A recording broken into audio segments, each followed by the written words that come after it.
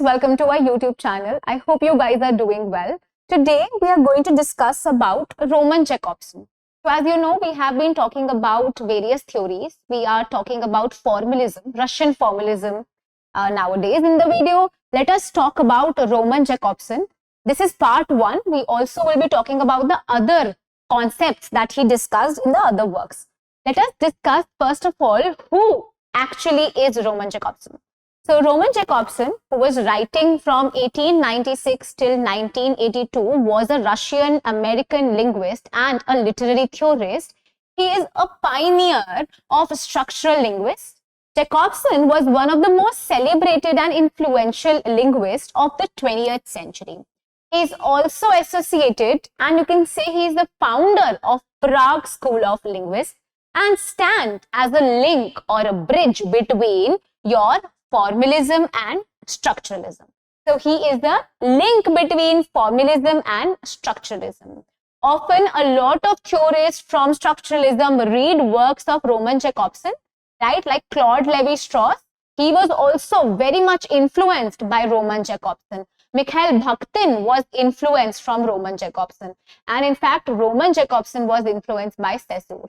So there are some overlappings, and he is often termed as someone who is the founder of Prague Prague School of Linguistics, and he is a link between formalism and structuralism.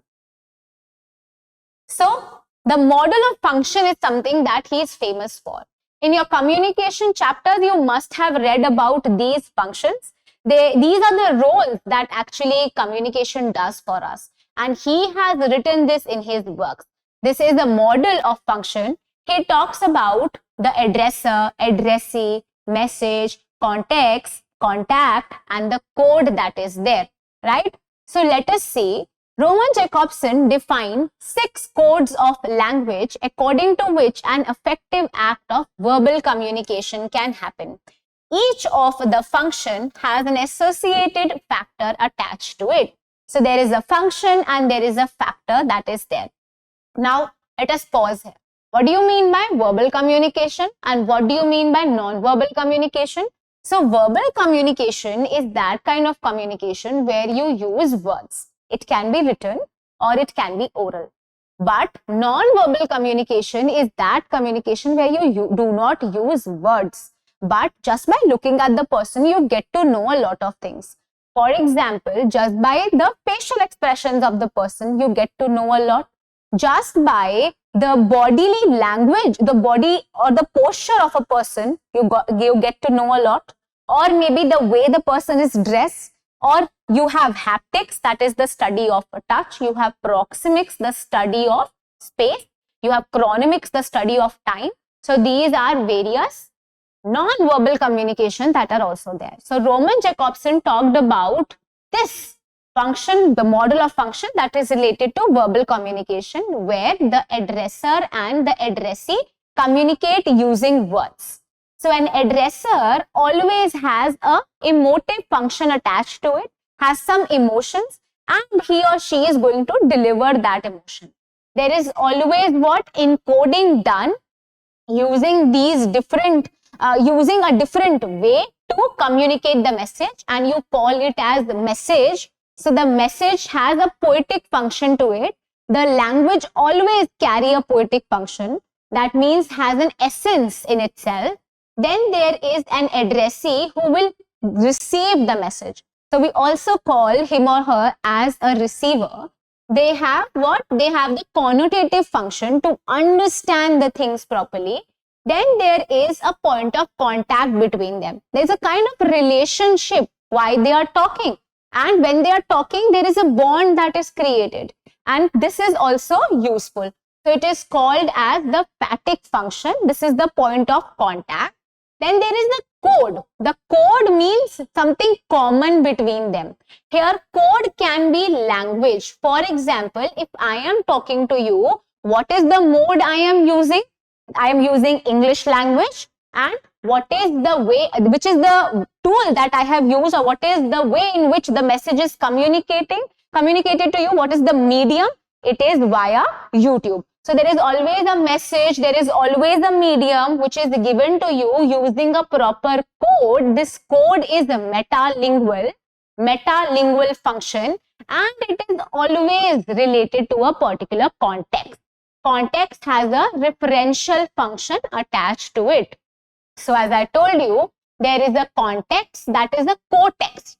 So to understand the message properly, you also understand the context around which the communication is happening. So I know that I am applying a leave, and my boss, I am communicating that to my boss. So what is the co-text, the situation that I am applying a leave? My boss and me are on the same page. That is why the communication is easy between us. So that it is called as the co-text, the surroundings, the situation. Then there is an addresser who is the sender. There is an addressee who will receive the message. Encoding is done by the addresser. Decoding is done by the addressee, the receiver. Then there is the contact, the point of contact between the two, which actually shows the relationship between them. It is called as the phatic function. There is a common code between them. In fact, the word communication also comes from the Latin word communas, which means to make things common. So you're trying to make things common between these two people who are talking.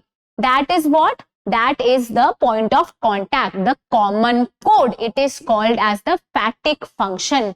Then there is the message that you are trying to deliver. Take an example. I am applying a leave to my boss. Formal, informal are the channels I will look at.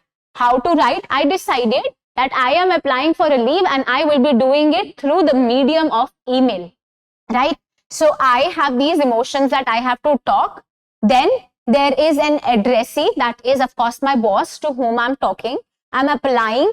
There is a message that I am applying a leave. There is a situation that is there. There is a context that is there. That's a referential function that it holds. Then the addressee will understand the message when they read it.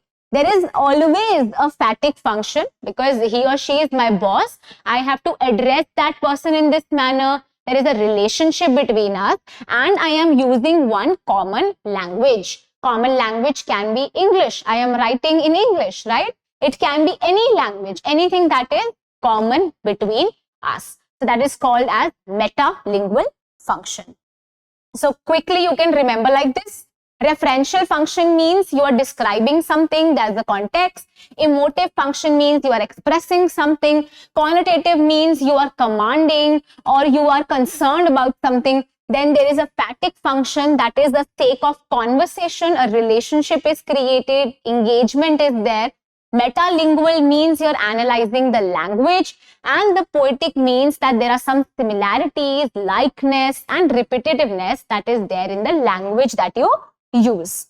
So what you have to remember, what you have to gain out of it, just remember for every function there is, for every element there is a function associated with it. So addresser has an emotive function, there is an addressee connotative function, there is a contact phatic function, there is a message that is poetic, there is contextual, that is the referential function, right? So I hope you understood the video. If you have any doubts, you can ask me that in the comment section and I'll surely reply to you. Thank you.